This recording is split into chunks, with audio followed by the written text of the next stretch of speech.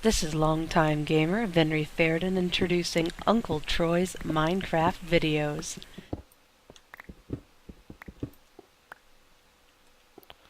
Well, a little iron there, so it wasn't a complete loss.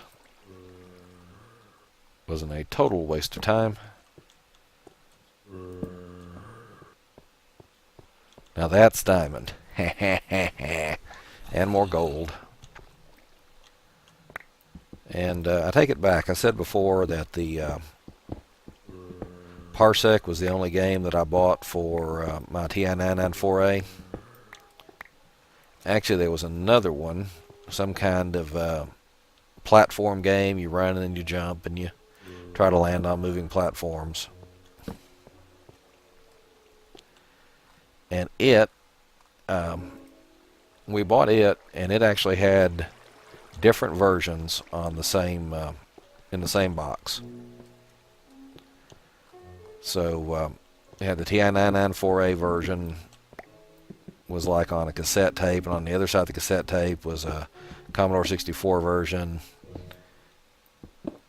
Montezuma's Revenge, I think is what I'm going to say that is, or Aztec Challenge. No, Aztec Challenge. That was the name of the game. It had discs and cassettes, and on different sides of the various things were various versions for different computer systems. So the one game we bought, we pretty much, me and everybody in my circle of computer geeks, was able to play on their various computers. Thought this was going to go further. Well, looks like it goes further up there. Oh, apparently we have a zombie somewhere.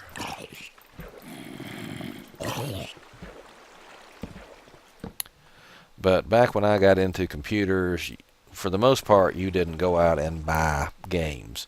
You didn't search the internet and download games. For the most part, if you wanted a game, you made it yourself. Or you bought a magazine and typed in a program listing. And then after you type in a program listing, then you had to debug it. And by that I mean you had tried to run the program, see what kind of error message pops up or how the game misbehaved, and then try to figure out how to fix it. And sometimes the fix just meant going back through the magazine and finding out where you had typed something wrong. And other times the fix was that the listing in the magazine was wrong, and you had to figure out how to fix it yourself, or wait, a couple of months for the next issue of that magazine to come out, and then, look and see if they had fixed it. Whoa, hello, Mr. Creeper.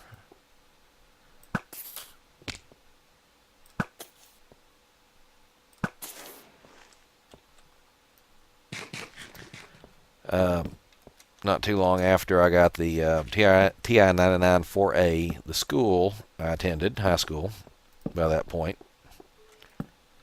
bought some Apple IIs. Alright, you stupid glitching skeleton.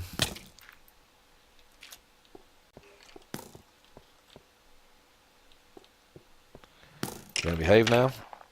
There you go.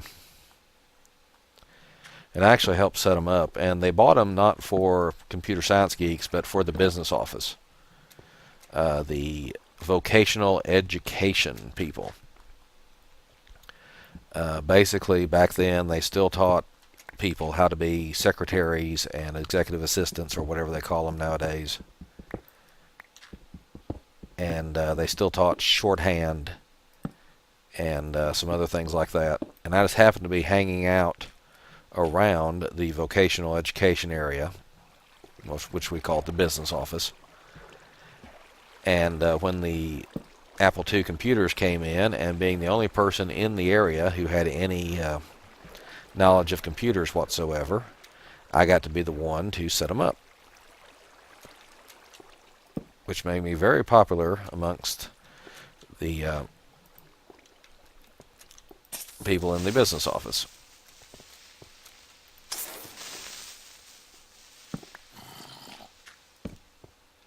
They all thought I was some kind of genius. Hello. That sounded like an Enderman.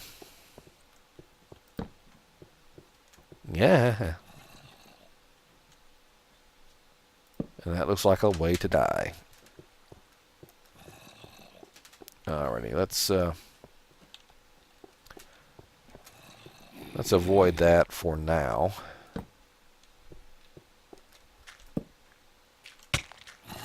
Now. And let's take on the skeleton.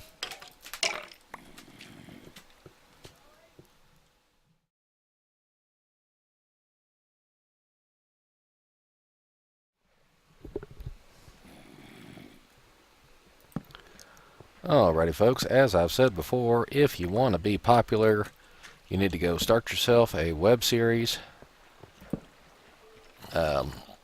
You will not gain fame or fortune. What will happen is all your friends and relatives who have ignored you for years will suddenly start showing up every time you start recording. Back to whatever it was I was doing, which I don't really remember what it was I was doing. So let's just wander around aimlessly, and maybe we'll find something that will cause us to remember. Sounds like we have entirely too many spiders around here somewhere. Oops, sorry about that, Mr. Mushroom.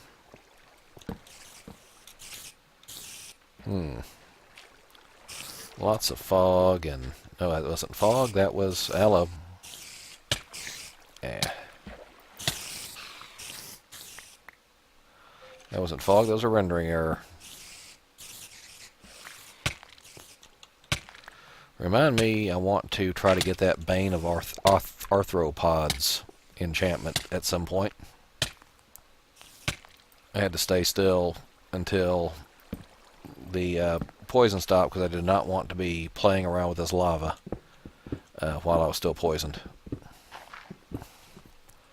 Alright, let's see. I was telling you the story of my first computer, which was a little Texas Instruments TI-99 4A. And that led to me knowing a bit about computers. So when the Apple IIe's, maybe Apple II Pluses, Apple II somethings, came in for the business office, I was the only one who knew how to set them up. So that was like my freshman year of high school, I think. About my senior year of high school it was. Yes, it was. We had our first computer science class at the high school I went to. I was in the very first class. Very, very quickly it was determined that I knew more about computers than the teacher who was assigned to teaching us about computers. And so instead of doing the assignments everybody else was doing, I actually got set aside on my own on an Apple II computer, and I just wrote programs and figured out stuff for people, assisted with teaching, and basically had a grand old time. And during a parent-teacher conference or something like that, parent-teachers, whatever, one of the programs I wrote, which was basically just a line bouncing around the screen, drawing colors.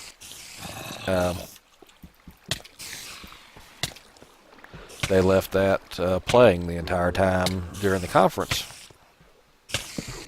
Oh. I wonder why I kept taking more damage. Ah.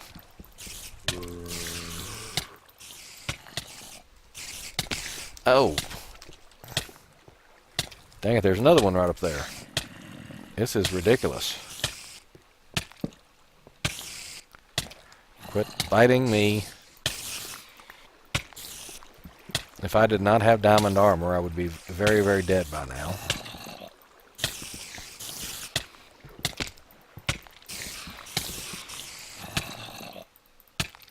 Quit glitching out and let me kill you. Let's see, those two spawners are probably close enough that I could make some kind of double spider spawner trap thingy if I wanted to. I don't really want to. What all that do to my armor? Oh, this arm. Ah! This armor's getting kind of raggedy again. Alrighty, during the parent-teacher conference, my little program that just had a little colored line bouncing around the screen, drawing stuff, they kept that going the whole time, and everybody just thought that was amazing, and was just so grateful that the teacher was able to teach their children to do things like that. And of course, we didn't tell them that, actually, he didn't teach me to do that. That was something I came up with on my own. But I was happy to share credit. And I tell this story to many people many times over, just because I'm very proud of it. I got called down to the principal's office, which, you know, that's not the part I'm proud about. But so I got called down to the principal's office, and they said, "I understand you know computers." And I said, "Yeah, I'm in Mr. So-and-so's computer class." Said, "Well, we was wondering if you could help us out with something." Swat says, "Well, as you know, some of the teachers don't like our morning announcements." And not like is a understatement. I actually had a teacher who, well, let me explain to you how we did things. Every morning during first period, there would be the daily announcements. It would announce over the public address intercom which students were absent that day, just so if the students showed up later, the teachers would know that they, you know, missed morning roll call. What the lunch specials were going to be, any, you know, special activities, anything like that. And some of the teachers did not like this because it interrupted their class. And my first period teacher, a very cool teacher, would do things like scream at the announcements, would try to talk over the announcements. Once in a while would turn around and throw the eraser or chalk in her hand and just hit the speaker up on the intercom hanging on the wall just perfectly. "Oh, no, you don't. Oh, no, you didn't." Ah, I knew that was going to happen. Yet another spider spawner. Actually, it's one of the old ones. There's a creeper down there waiting to kill me.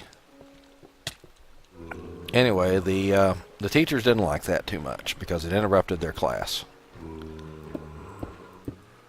So they had decided instead they were going to go to just a announcement sheet, you know, a daily newsletter that would explain, you know, the absent students, special events, lunch menu, etc. But it was difficult to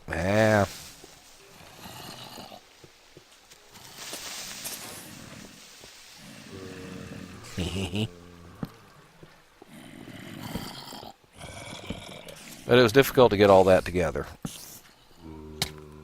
especially back in those days where we were doing it all on carbon paper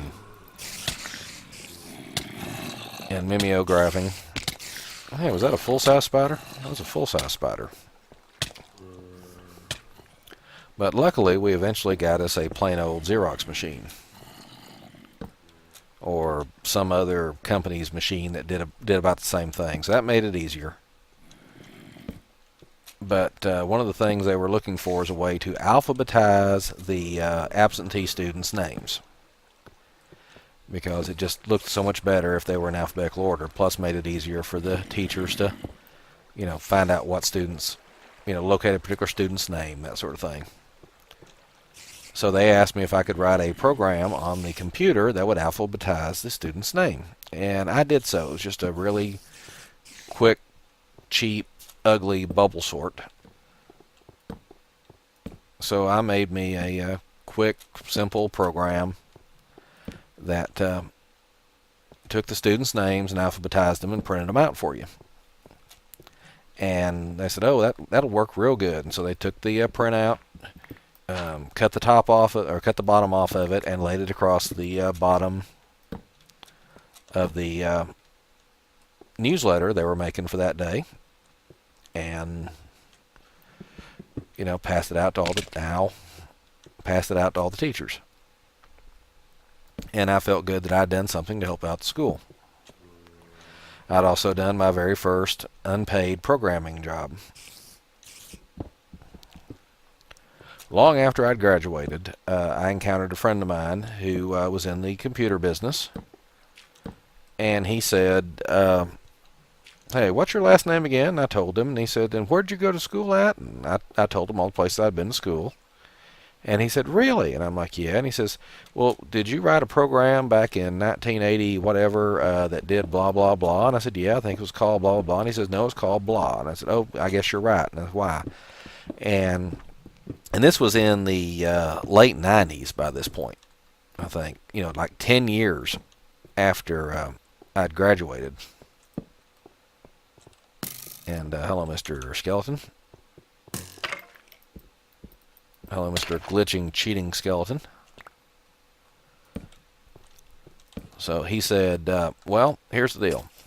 They're going statewide, they're going to those new ID cards for high school students. And I said, yeah, I'd heard something about it. So my company won the bid for doing it for your old high school. And I said, well, that's nice.